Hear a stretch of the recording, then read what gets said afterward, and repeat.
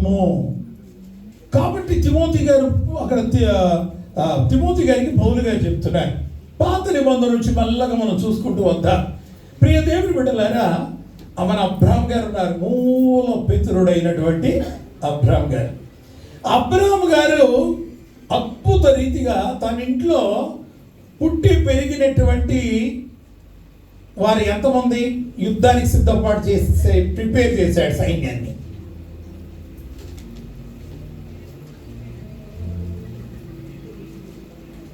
ఆదికాండం 14వ అధ్యాయం 14వ వచనంలో, అబ్రాము తన తమ్ముడు చెరపట్టబడినవి తన ఇంట పుట్టి అలవర్చబడిన 310 మండుగురిని వెంట పెట్టుకొని దాను మట్టుకు ఆ రాజులను తరిమెను.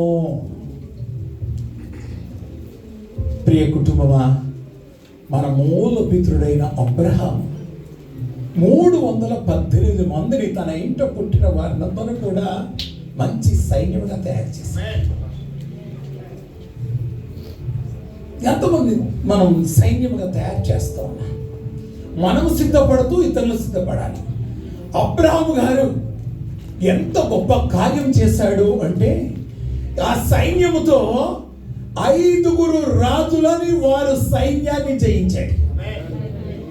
నీవు దేవునిలో బహు బలముగా నిలబడితే నీ తోటి ఉన్న వారిని కూడా బలవంతులుగా తయారు చేస్తే ఊహించలేని కార్యాలు నువ్వు చేయగలవు. 50 మార్కులు పడ్డాయి, గట్టిగా పడి. అలా ప్రభువు మనకు పంచి ఇచ్చిన పరిచర్యలో పాలి భాగస్థులమై మంట కలిగి, రోషము కలిగి, ఆత్మయందు తీవ్రత కలిగి, ప్రార్థన యందు పట్టుదల కలిగి, ఆత్మలను సంపాదించడంలో రోషముతో బ్రతకాలి అబ్రాహాం లాగా. ప్రియ దేవుని బిడ్డలారా, 5 రాజులను వారి సైన్యాలను జయించి అద్భుత విజయముతో తిరిగి వస్తూ ఉంటే, వంశావళి లేని ఎవరంటే అక్కడ క్లియర్గా రాయబడింది, షాలేము రాజైన మెల్కీసెదెకు 18వ వచనంలో రొట్టెను ద్రాక్ష రసమును తీసుకుని వచ్చిన అతడు సర్వోన్నతుడగు దేవుడే దిగి వచ్చేసాడు. నీవు నేను చేస్తున్న సేవను బట్టి నీవు సిద్ధంగా ఉండి ఇతరులను సిద్ధపరుస్తుంటే దేవుడు దిగి వచ్చి నిన్ను ఇంకా బలపరుస్తాడు. ఎందులో? రక్త మాంసముల్లో. యేసు ప్రభువు ఇంకా భూమి మీదకి వచ్చి తన శరీరాన్ని రక్తాన్ని చిందించక ముందే మన మూల పితృడైన అబ్రహామునందే ఆ పనిని చూపించి కార్యాన్ని చేశాడు. దేవుని యొక్క ప్రణాళిక ఎంత అద్భుతంగా ఉందో మీరు ఇంటికి వెళ్ళాక కొద్దిసేపు కూర్చొని ప్రశాంతంగా ఆలోచిస్తే ఇందులో అనేక విషయాలు విమర్శపడ్డాయి. రొట్టెను ద్రాక్షరసమును ఇచ్చి ఇంకా అబ్రహామును ఆశీర్వదించాడు. దేవుని ఆశీర్వాదం మీద ఆధారపడ్డాడే కానీ అబ్రహాము ఇతరుల యొక్క ఆశీర్వాదాల కొరకు ఆశపడలేదు. కింద చూడండి, అక్కడ ఏమని చెప్తూ ఉన్నాడంటే చాలా అద్భుతమైనటువంటి మాట. ఆ యొక్క సర్వోన్నతుని యాజకుడికి అతడు దశమ భాగం ఇచ్చినట్టుగా అక్కడ 20వ వచనంలో రాయబడింది. అతడు అన్నిట్లో ఇతనికి 10వ వంతు ఇచ్చినట్టుగా చూస్తూ ఉన్నా. 21వ వచనం జాగ్రత్తగా వినండి.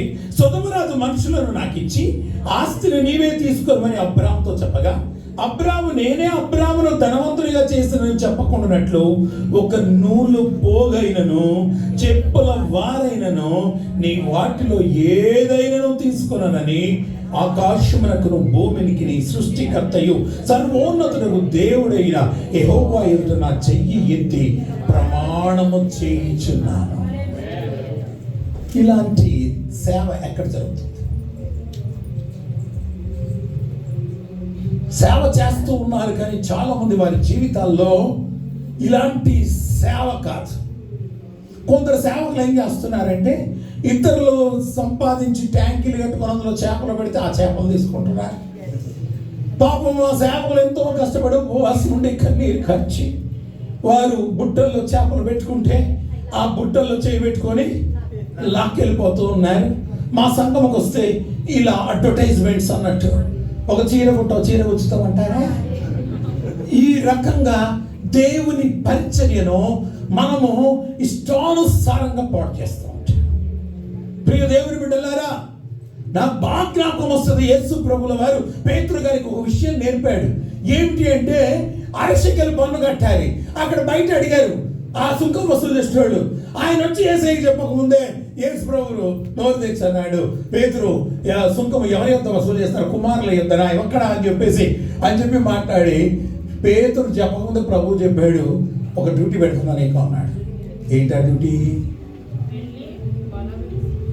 నువ్వు గాలం పట్టుకొని వెళ్ళమన్నాడు. ఏం పట్టుకొని వెళ్ళమన్నాడు? వల పట్టుకొని వెళ్ళమన్నాడు, గాలం పట్టుకొని వెళ్ళమన్నాడా? చాలా సంతోషం. దైవ సేవకులు ఉదయ్ గారు, ప్రియ దేవుని బిడ్డలారా, ఏం పట్టుకొని వెళ్ళమన్నాడు? ఆయన గానం అలవాటు ఉందా, ఎక్కువ వల అలవాటు ఉందా? చెప్పండి పాస్టర్ గారు. వలే. దేవుడు కొన్నిసార్లు మనకి ఇచ్చే ట్రైనింగ్ ఏంటో దేవుని దగ్గర నేర్చుకుంటేనే మనకు అర్థమైతే, మనుషుల దగ్గర కాదు. దేవుడు ఇంకోటి కూడా చెప్పాడు, మొదట వచ్చిన చేప నువ్వు తేరిస్తే అందులో ఏముంటుంది? షెకెల్ ఉంటుంది. అరశకెల్ నీకు, అరశకెల్ నాకు. జాయింట్ పెట్టాడు దేవుడు అక్కడ. హల్లెలూయా. అది కూడా పెద్ద సబ్జెక్ట్ అయింది. ప్రియ దేవుని బిడ్డలారా, దేవుని కార్యాలు గొప్పవి. మొదటిదారు ఎందుకు చెప్పాడు తెలుసా? అసలు పేతురు సముద్రం దగ్గరికి వెళ్తే ఒక్క చేపతో తిరిగి వస్తాడా? మహా వేటగాడు, చేపలు పట్టడంలో ఆరి తేరినవాడు. నువ్వు గాలిమయ్యి వలయ్యి చేపలు పట్టడంలో అంత బలమైన వాడు కనుక దేవుడు నిన్ను మనుషుల పట్టుకు జాలుగా చేస్తాడు. ప్రియ దేవుని బిడ్డలారా, దేవుడు నీకు ఇచ్చిన కృపావరములో ఆ కృపను నీలో విస్తరింపజేస్తాడు. ఆయన యొక్క ప్రణాళికలో నిన్ను నడిపించుకుంటాడు. నీకు కొన్ని అర్థం కావు, అయితే నువ్వు అర్థం కాకుండా వ్యర్థంగా ఉండకు. దేవుని ఆత్మ కొరకు నువ్వు నిలబడితే ఆ ఆత్మ దేవుడు నీకు జ్ఞానాన్ని ఇచ్చి నిన్ను నడిపించి ఆయన వాడుకుంటాడు. నువ్వు ఆయనకు అనుమతి ఇచ్చేయాలి. ప్రభు నన్ను వాడుకో, నేనున్నాను.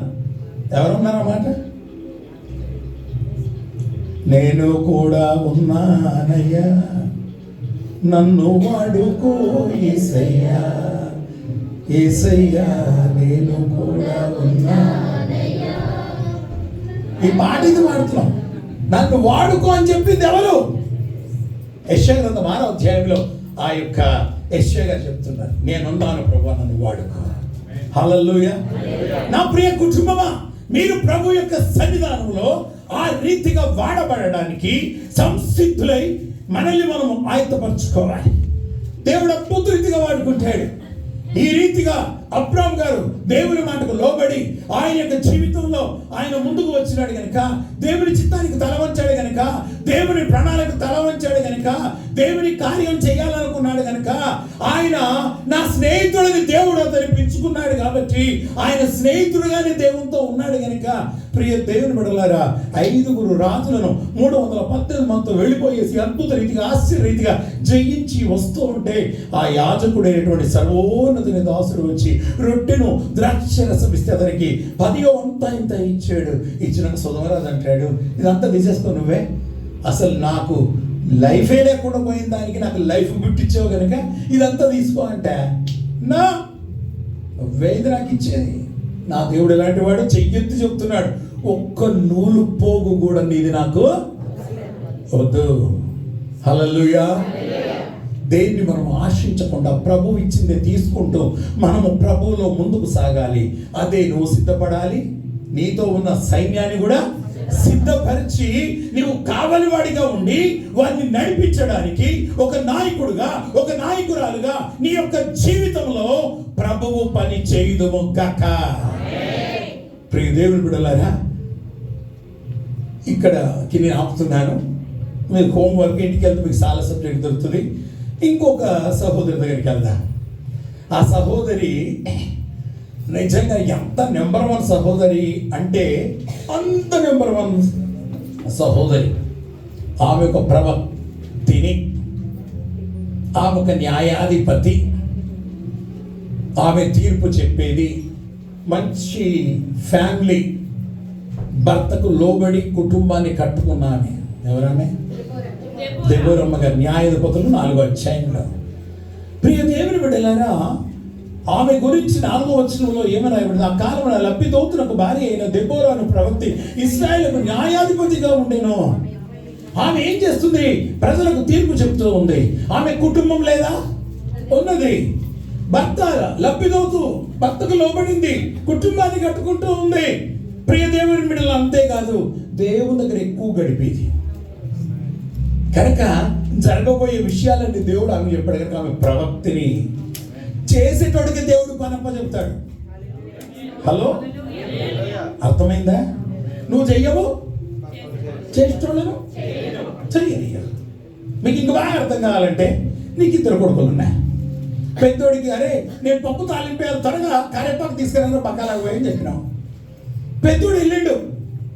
వాడు అక్కడ ఫ్రెండ్స్ కనపడగానే గూటి బిల్ల అంటే ఇంత కర్రతోటి తిన్నానే గూటి బిల్ల అంటారు, తెలంగాణ చిరగోలు అంటారు.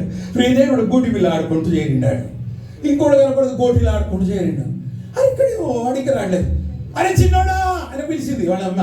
అని తొందర కరిపాకు దేరా అంటే వాడు గమ్మున వెళ్ళండి, వచ్చింది తాలింపు అయిపోయింది. ఈడు వచ్చేటానికి చిన్నోడు తిండి కూడా తినేసేసి. మీకు అర్థం కాదని చెప్తున్నా. ఇప్పుడు జరిగేది ఏంటి? తల్లి ఎవరికి పని అప్ప చెప్తుంది? చిన్నోడికి అప్ప చెప్తుంది. అవునా? పెద్దోడు ఏమంటాడు?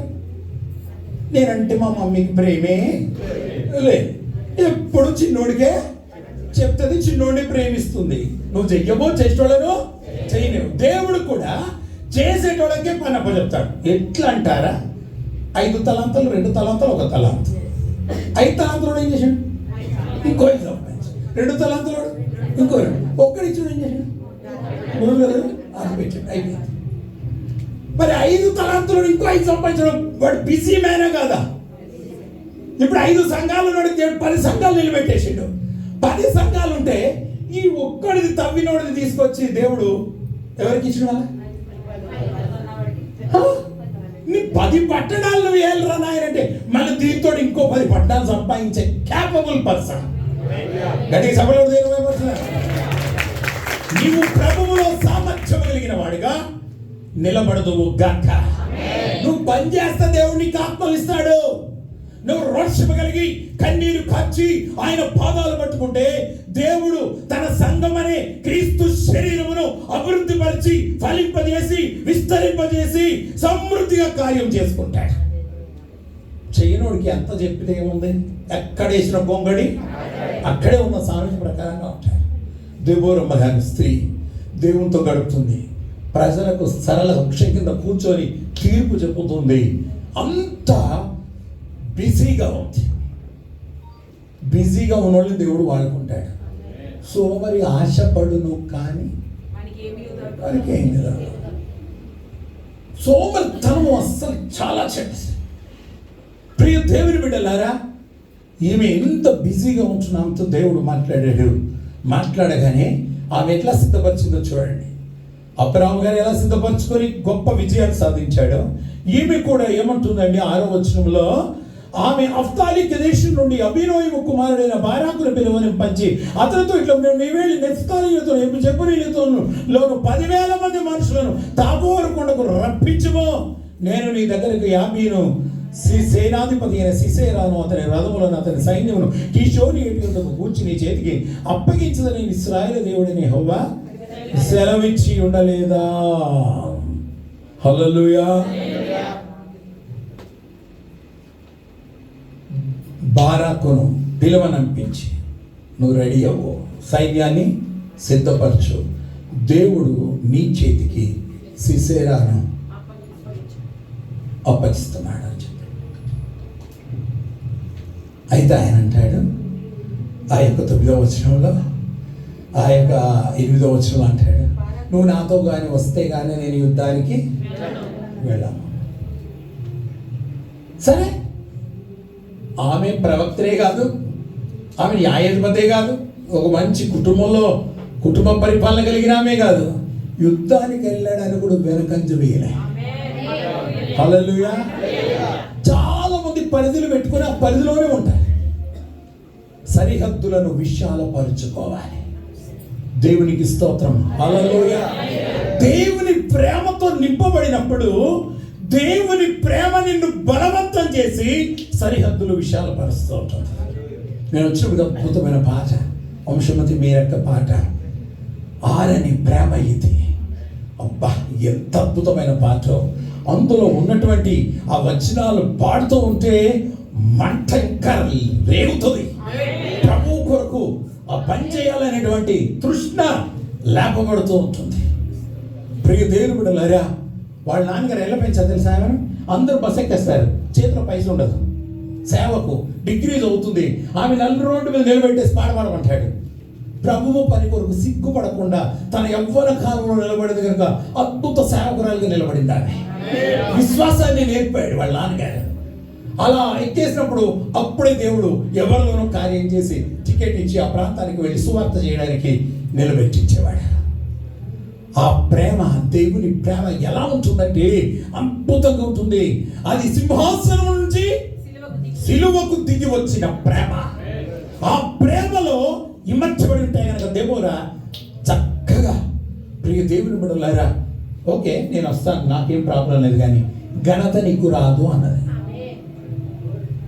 మగోడు బాధపడరు కదా, నేను మీసం ఉన్న మగోడిని, నాకు పేరు లేకపోతే ఎట్లా?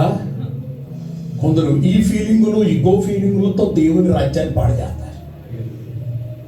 ప్రియ దేవుని బిడ్డలారా, అక్కడ బారాక్ అంటున్నాడు, నాకు ఘనత రాకపోయినా, పేరు రాకపోయినా, నాకేమి లేకపోయినా పర్వాలేదు, దేవుని ప్రజలకు విజయము కలగాలి. స్త్రీ అని కానీ, పురుషుడని కానీ, సినీయుడని కానీ, హెబ్రీయుడని కానీ, ఎవరైనా తేడా లేదు, దేవుని రాజ్యం విస్తరింపబడాలి, దేవుని సంఘం నిలబడాలి, దేవుని కార్యాలు జరగాలి. అవునా? అన్నోళ్ళందరూ చప్పట్లు కొట్టాడు. హల్లెలూయా. ప్రియ దేవుని బిడ్డలారా, చాలా మందికి ఏంటి తెలుసా? నాకు పేరు రాకపోతే ఎట్లా, నేను ఫేస్బుక్లో కనపడకపోతే ఎట్లా, నేను యూట్యూబ్లో కనపడకపోతే ఎట్లా, నేను మైక్ పట్టుకోపోతే ఎట్లా, అసలు నేను మర్చిపోతున్నాను, నన్ను గుర్తుపడుతున్నాడు, సంఘంలో నేను మొదటి కదా, నాకు మైక్ ఇవ్వట్లేదు, నాకు అది ఇవ్వట్లేదు. ఎందుకండి ఇవన్నీ? ప్రభువు గుర్తిస్తాడు, ప్రభువు మెచ్చుకున్నవాడే యోగ్యుడు. దేవుడు నిన్ను బడా నమ్మకమైన మంచి దాసులని చేస్తాడు. అది మనము సంపాదించుకోవాలి. దెబోరా చెప్తుంది, ఓకే నేను రెడీ. బారాక్ లాంటి వారు ఎంతమంది ఉన్నారు ఈరోజు?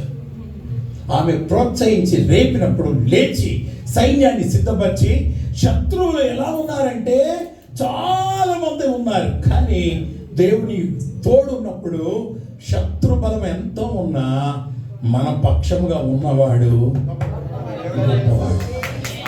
లోకంలో ఉన్న కావడి కంటే మనలో ఉన్నవాడు గొప్పవాడు కనుక నువ్వు వెళ్ళే ప్రదేశంలో దేవుడు నీతో ఉండి నిన్ను నడిపించి నీ ద్వారా కార్యం చేస్తాడు. అఖండ విజయం వచ్చింది. ఒక స్త్రీ చేతులు చచ్చిపోతాడు. నువ్వు సిద్ధంగా ఉన్నావా?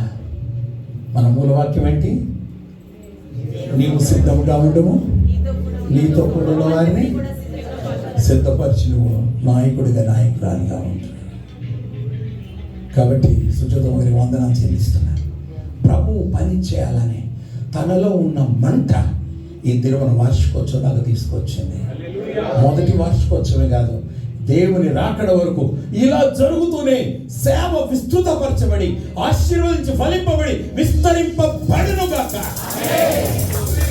ఒక స్త్రీ అయింది తన ముందుకు వచ్చినప్పుడు మనమందరం కూడా ముందుకు వెళ్ళాలి. ప్రభువు పని చేయాలి.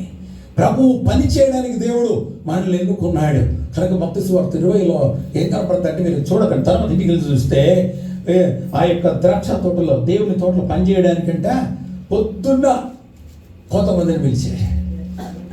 తర్వాత నేను వెళ్ళాడు, థ్యాంక్ యూ, 9 గంటలకు వెళ్ళాడు. ఏంటంటే ఖాళీగా ఉన్నాం, రండి నా తోటలో పని చేయండి, నేను ఎంతో కొంత ఇస్తాను.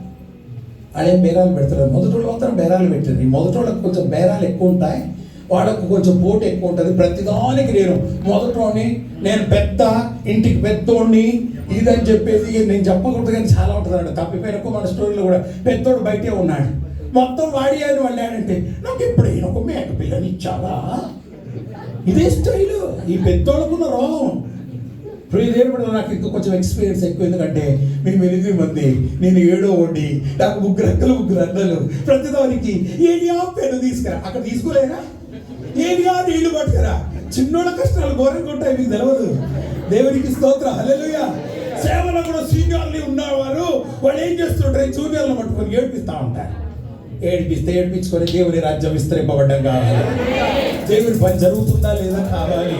కాబట్టి ప్రియ దేవుని బిడ్డలారా, మన యొక్క జీవితాల్లో మనం నేర్చుకోవలసినటువంటి సత్యాలు అనేకమైనవి ఉంటాయి. దేవుని కొరకు వాడబడుతూ ముందుకు సాగాలి. కాబట్టి నేను సీనియారిటీ, నా సంఘం పెద్దది, నేను ఇది అనేది లేదు. ఎవడైతే ముఖ్యుడై ఉండకూడదు వాడు పరిచారకుడై ఉండాలి. దేవుని పనులు చేయడానికి ఆయత్తపడాలి, అనేకుల్ని ఆయత్తపరచాలి, సిద్ధపరుస్తూ ఉండాలి.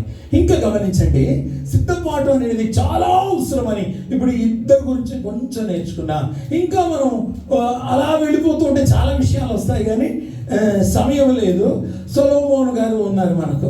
ఎవరున్నారండి? సొలొమోను గారు ప్రియ దేవుడు దేవుని మందిరాన్ని కట్టాడా లేదా?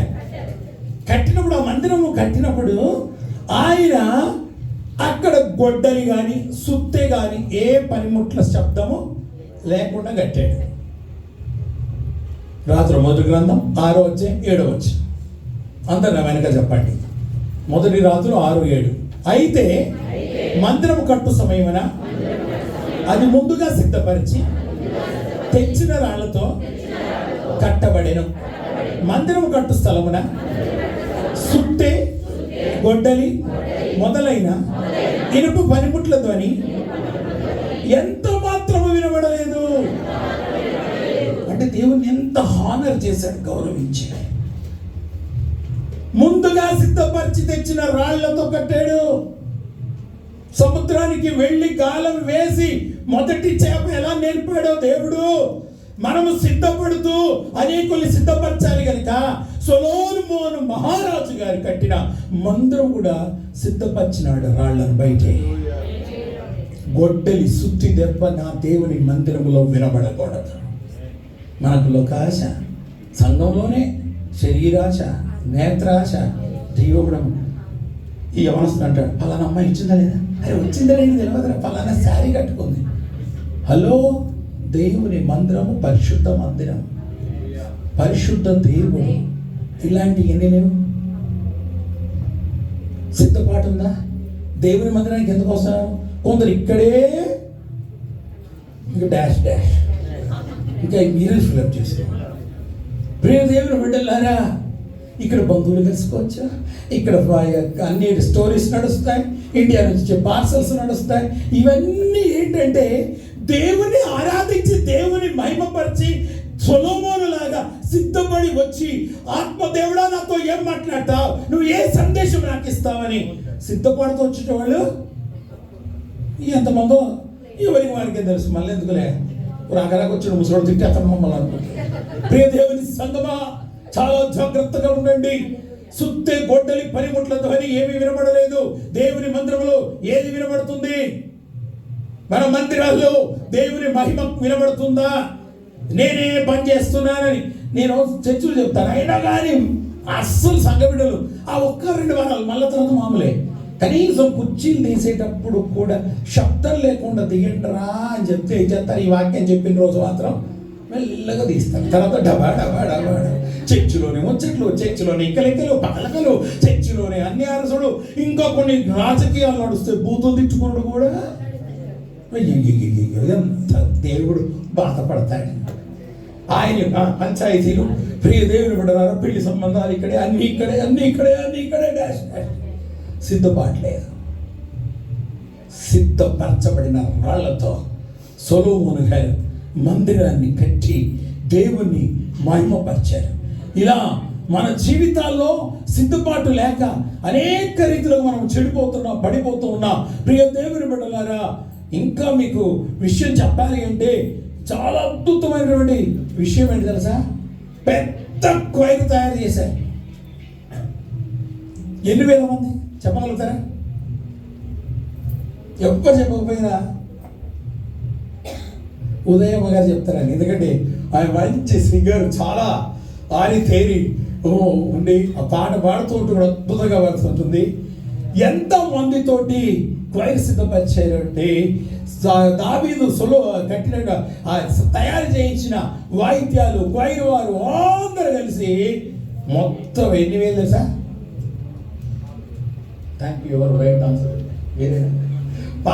పాస్టర్ గారి డిగ్రీ పడిపో కూడా ఆదుకున్నాడండి యోగు గారు లాగా. అదే థ్యాంక్ యూ సో మచ్ అమ్మగారు. మీకు కూడా వందనాలు.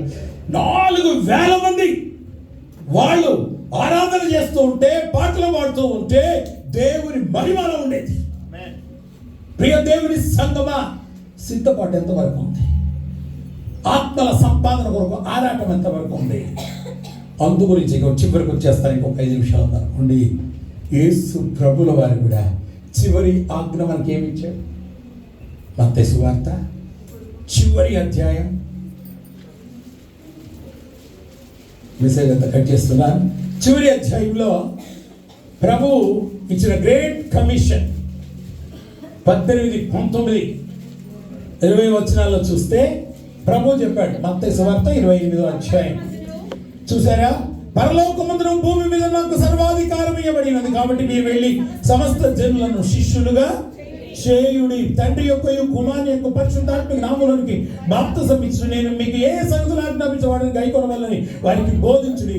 ఇదిగో నేను యుగ సమాప్తి వరకు సదాకాలం మీతో కూడా ఉన్నానని వారితో చెప్పాను.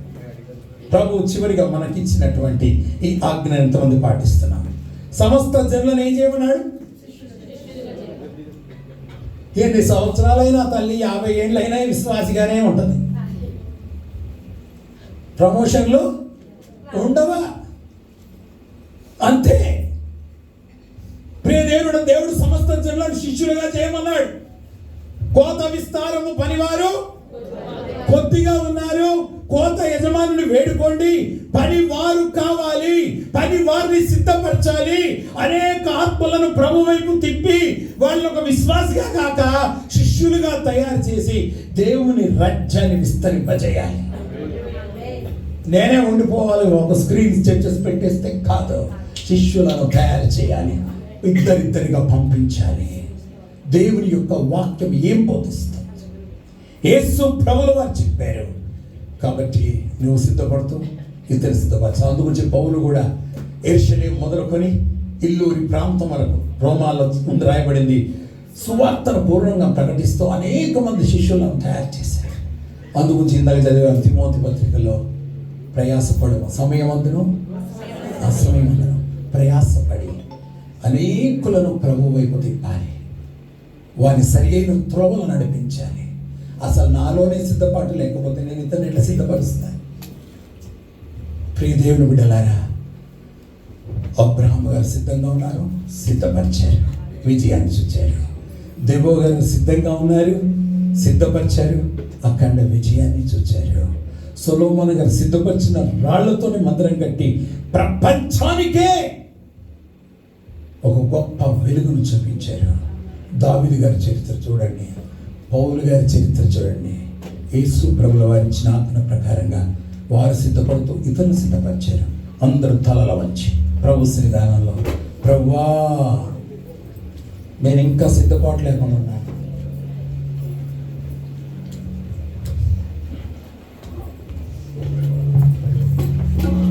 ప్రభువా నన్ను సిద్ధపరచు, నాతో పాటు నేను గొప్ప సైన్యముని సిద్ధపరచడం. కీర్తనలో చెప్పిన రీతిగా స్త్రీల గురించి చెప్పబడింది మాట ఏమిటంటే, దేవుని ప్రకటించే స్త్రీలు గొప్ప సైన్యముగా ఉన్నారు కనుక ప్రియ దేవుని బిడ్డలారా, నీవు సిద్ధపడుతూ అనేకులు సిద్ధపరచడానికి ప్రభువుని అడుగు. ప్రభువా నేను సిద్ధపడుతూ అనేకులు సిద్ధపరచకు, అబ్రహాములాగా దెబోరాలాగా నన్ను నిలబెట్టయ్యా, నన్ను వాడుకో ప్రభువా, నీ సహాయం నాకు దయచేయ్యా ప్రభువా. లాంటి అద్భుత రీతిగా అబ్రహాము వాడబడ్డాడు కనుక రక్త మాంసములో ప్రభు అబ్రహాముకి ఇచ్చి ఈనాడు నాకు నీకు కూడా రక్త మాంసములను దేవుడిచ్చాడు. ఆ రక్త మాంసములో పాలివారం కావాలి. ఆయన శరీరం తిని ఆయన రక్తం త్రాగపోతే మనలో మనము జీవము గలవారము కాము. నీలో నీవు జీవము గలవారిగా ఉండాలి అంటే రక్త మాంసములు మనం అనుభవిస్తూ పరిపూర్ణమై ప్రభు కార్యాలు చేద్దాం, ప్రభు చిత్తాన్ని చేద్దాం, ప్రభు మహిమ కొరకు నిలబెడదాం. విత్తబడిన వాక్యం కొరకు ప్రేరేపబడిన వారు ఎవరైనా ఒకరు క్లుప్తంగా ప్రార్థించండి. స్తోత్రములు నాయనా, పరిశుద్ధుడైన మా తండ్రి, స్తోత్రములు చెల్లించుకున్నామయ్యా. అయ్యా, నీ దాసుని ద్వారా ప్రభు మాకు ఎంతగానో వర్తమానాన్ని అందించిన దాన్ని బట్టి స్తోత్రాలయ్యా. చక్కటి మాటలు నాయనా, మా హృదయాన్ని